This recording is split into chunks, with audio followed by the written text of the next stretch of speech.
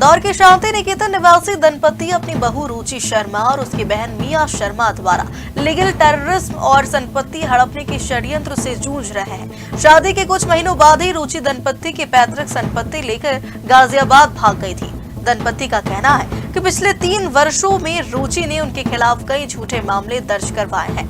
आपको बता दें, इस मामले में गाजियाबाद पुलिस की जांच में कई गंभीर आरोप जैसे बलात्कार और अजन्मे बच्चे की हत्या निराधार पाए जा चुके हैं। रुचि ने दंपति के नाबालिग पोते, बेटी और दामाद को भी आरोपी बनाया था, जिन्हें बाद में हटा दिया गया।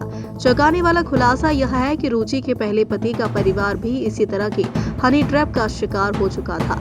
रुचि और उसकी बहन मिया शर्मा वर्तमान में इसी पुरानी पद्धति का उपयोग कर सिंघानिया परिवार को मानसिक और आर्थिक रूप से परेशान कर रही है।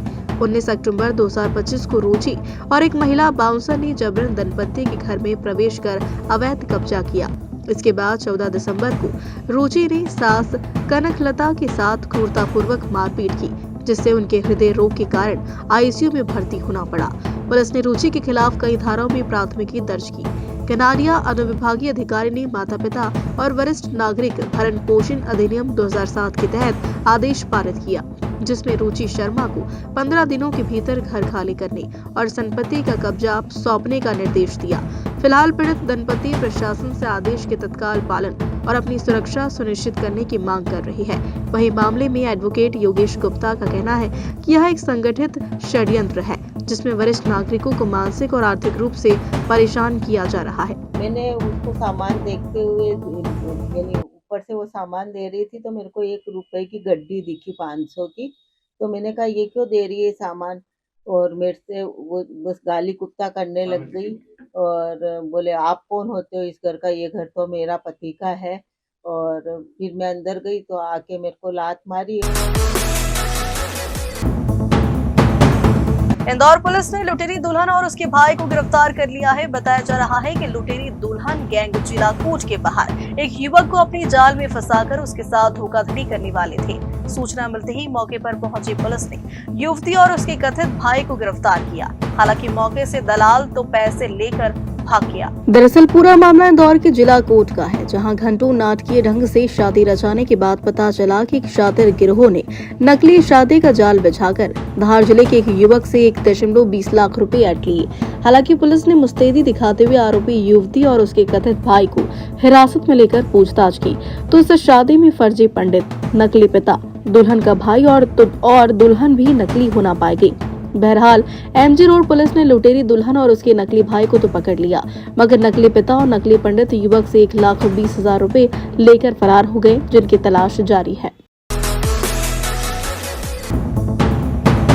उज्जैन पुलिस के द्वारा बदमाशों पर नकेल कसने के साथ अवैध गतिविधियों पर शिकंजा कसा जा रहा है। इसी क्रम में पुलिस ने एडवाइजरी फर्म पर छापेमार कार्रवाई की और मौके से कुछ लोगों को हिरासत में लिया। उज्जैन के थाना माधवनगर के प्रभारी ने बताया कि सेठी बिल्डिंग के समीप स्थित एक एडवाइजर फर्म पर अचानक दबिश दी है। बताया जा रहा है कि पुलिस को फर्म के खिलाफ शिकायत मिली थी, जिसके बाद पुलिस टीम मौके पर पहुंची और जांच शुरू की। कार्रवाई के दौरान पुलिस कुछ युवकों को हिरासत में लेकर थाने पहुंची है, जहां सभी युवकों से पूछताछ की जा रही है। सेठी बिल्डिंग के पास एक एडवाइजरी वालों के यहाँ दबिश दी थी, जिसमें उनके कार्यालय से भी कुछ उनके द्वारा एक सेबी रजिस्टर्ड दस्तावेज प्रस्तुत किए गए हैं, जिस संबंध में जांच कर रहे हैं। कुछ लोगों को लेकर थाने आए हैं।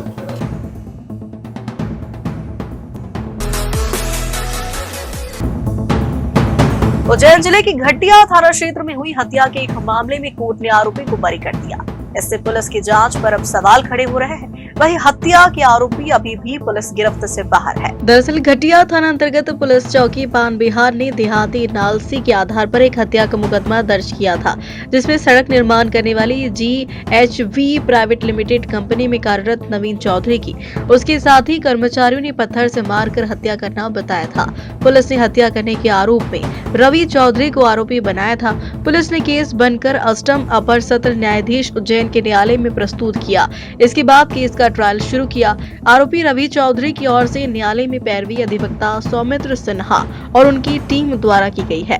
इस प्रकरण में पुलिस द्वारा पेश चालान आई विटनेस बनाए गए थे, साक्ष्यों तथा चिकित्सकीय साक्ष्य के साथ। परिस्थिति जन्य साक्ष्यों के आधार पर बनाया गया था, किंतु अधिवक्ता सौमित्र सिन्हा द्वारा प्रभावी पैरवी की गई, जिसमें आरोपी को न्याय मिला और कोर्ट ने उसे दोषमुक्त करार दिया। इस केस की खास बात यह रही कि सभी आई विटनेस ने आरोपी रवि को घटनास्थल पर नहीं आना होना बताया, जिससे पुलिस की पूरी कहानी झूठी पाई गई।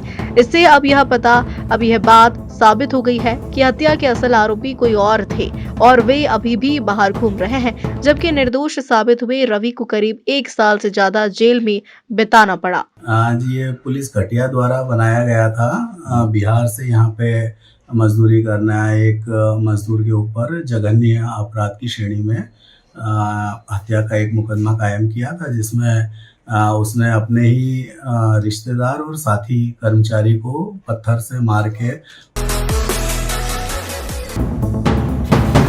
उज्जैन कलेक्टर रोशन कुमार सिंह ने आगामी सिंहस्थ महापर्व 2028 को दृष्टिगत रखते हुए लोक निर्माण द्वारा किए जा रहे पुल निर्माण का स्थलों का निरीक्षण किया। कलेक्टर द्वारा 2 पुल करकराज पार्किंग से भूखी माता मंदिर और शिप्रा नदी पर छोटा पुल निर्माण का निरीक्षण किया और स्पॉट पर स्टैंड अप मीटिंग भी ली गई। करकराज पार्किंग से भूखी माता लाल पुल पहुंच मार्ग पर स्थित शिप्रा नदी पर बनी नवीन 4 लेन पुल के निरीक्षण किए और साथ ही बताया कि यहां पर 12 पाइल का कार्य हो चुका है और शेष निर्माण कार्य निरंतर प्रगतिशील है। कलेक्टर ने संबंधित फर्म और विभागीय अधिकारियों को कार्य की गुणवत्ता पर विशेष ध्यान देकर और समय पर पूर्ण करने के निर्देश दिए। विभागीय अधिकारियों ने बताया कि पुल का कार्य तीव्र गति से किया जा रहा है और साइट पर लैब भी स्थापित की गई है, जिससे समय समय पर कार्य की गुणवत्ता की जांच की जा सके। वहीं कलेक्टर कार्य की प्रगति पर संतोष व्यक्त किया। इस दौरान मुख्यमंत्री के विशेष कर्तव्य व्यवस्था अधिकारी गोपाल डाट, नगर निगम आयुक्त अभिलाष मिश्रा, ई सेतु विभाग PS पंथ, SDO RK कटारिया सहित अन्य अधिकारी मौजूद रहे।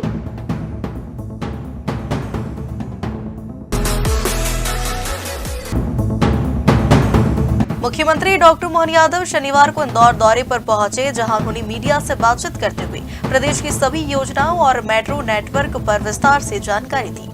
मुख्यमंत्री ने बताया कि मध्य प्रदेश पहला राज्य है जहां 1 साल के भीतर 2 स्थानों पर मेट्रो का संचालन शुरू किया गया। इंदौर उज्जैन मेट्रोपॉलिटन एरिया और भोपाल के आसपास के जिलों को मिलाकर दूसरा मेट्रोपॉलिटन सिटी विकसित की जाएगी। यह विजन 2047 के तहत योजना का हिस्सा है। उन्होंने कहा कि मध्य प्रदेश की विकास योजनाएं तेजी से आगे बढ़ रही है। उधर उपराष्ट्रपति के आगमन को लेकर उन्होंने शुभकामनाएं भी व्यक्त की। मुख्यमंत्री ने यह भी घोषणा की कि मध्य प्रदेश को 4 नए मेडिकल कॉलेजों की सौगात मिलने जा रही है। इनमें बैतूल और धार के मेडिकल कॉलेज शामिल है, जबकि कटनी और पन्ना में 2 और मेडिकल कॉलेज स्थापित किए जाएंगे। इसके अलावा 25 दिसंबर को प्रदेश में 2 लाख करोड़ से अधिक के विकास कार्यों का भूमि पूजन किया जाएगा। हमारा अपना राज्य मध्य प्रदेश 2 स्थानों पर 1 साल में मेट्रो ट्रेन चलाने वाला पहला राज्य बना है और न केवल मेट्रो ट्रेन चलाने वाला बल्कि मेट्रोपॉलिटन सिटी बनाने वाला। आज एक नया रिकॉर्ड बनेगा 2-3 सिटी के नाते से।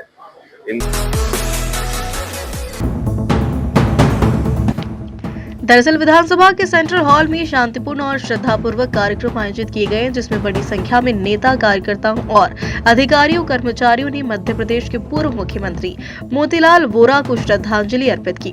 इस अवसर पर भाजपा विधायक रामेश्वर शर्मा, उपनेता प्रतिपक्ष हेमंत सत्यदेव कटारे, विधायक भगवान दास बनानी, पूर्व विधायक PC शर्मा, मोतीलाल वोरा की बेटी अर्चना मिश्रा और दामद कन्हैया लाल मिश्रा सहित कई अधिकारी और कर्मचारी उपस्थित रहे। हमारे मध्य प्रदेश की विधानसभा में हमारे वर्तमान विधानसभा अध्यक्ष हैं आदरणीय नरेंद्र सिंह जी तोमर जी ने इनने एक अच्छी परंपरा की शुरुआत की है। हमारे जितने विधानसभा के पूर्व अध्यक्ष हैं, पूर्व मुख्यमंत्री हैं, इन सबकी जन्म जयंती हो या पुण्यतिथि हो, इसको मध्य प्रदेश विधानसभा सभागार में बड़े गरिमा के साथ मनाया जाता है। आज हमारे स्वर्गीय पूर्व मुख्यमंत्री आदरणीय मोतीलाल वोरा जी की जन्म जयंती है। उनको हमने विनम्र पुष्पांजलि अर्पित की है। उनके परिजन भी उपस्थित हैं। उपनेता प्रतिपक्ष हमारे हेमंत भाई भी, कटारे जी भी यहाँ पर उपस्थित हैं। हम सब लोग उनको नमन करते हैं और उनके जो बताए हुए कार्य हैं और उनने जितने मध्य प्रदेश में विकास के योगदान दिए हैं उन सब का हम स्मरण करते हैं और भविष्य में भी उनके बताए हुए मार्ग पर हम लोग चलते हैं। रतलाम के मोचीपुरा क्षेत्र में शुक्रवार की शाम को लोग नाराज हो गए। सरकारी बोरवेल का बिजली मीटर हटाए जाने से क्षेत्रवासियों ने चक्का जाम कर धरना दिया। ग्रामीणों का कहना है कि बिना मीटर के पानी की किल्लत बढ़ जाएगी और रोड भी खराब हो रही है।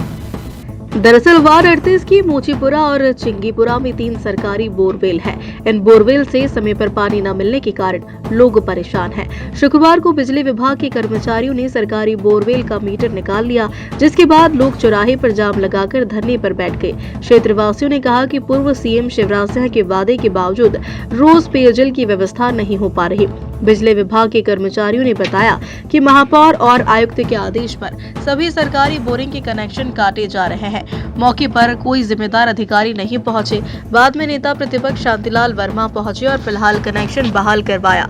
कुछ लोगों को निगम में आयुक्त से चर्चा करने की बात कही गई है।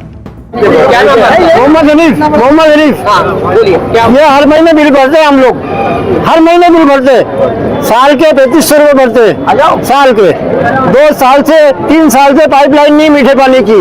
हम रिपेयर करवाते हैं, ट्यूबवेल रिपेयर करवाते हैं, ये पानी